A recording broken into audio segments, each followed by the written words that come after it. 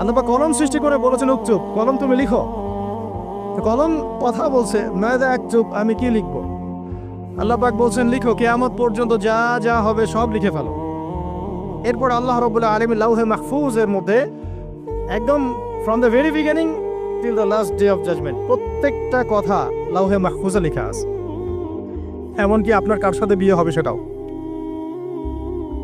কয়টা বাচ্চা কাচ্চা হবে সেটাও। তাই এত অস্থির হওয়ার দরকার নাই, রিজিকে যা আছে আসবে ইনশাআল্লাহ। লেখা যদি হয়ে থাকে আসবে না, আসবে ইনশাআল্লাহ, সবর।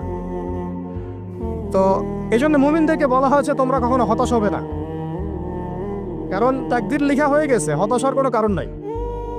একটা প্রবণতা আমরা সমাজে দেখছি আত্মহত্যার। ইয়াং জেনারেশনকে আমরা নসিহত করবো যে ভুলেও নিজের জীবনকে বিসর্জন দিতে যাবেন না। আল্লাহ রাব্বুল আলামিন আপনাদেরকে সৃষ্টি করেছেন তার ইবাদত করার জন্য এবং তার জমিনে তার দিনটাকে প্রতিষ্ঠা করার জন্য। খেলায় খেলায় আপনার জীবনটা নষ্ট করবেন না, ঠিক আছে ভাই? আল্লাহ বোঝার তৌফিক দান করেন।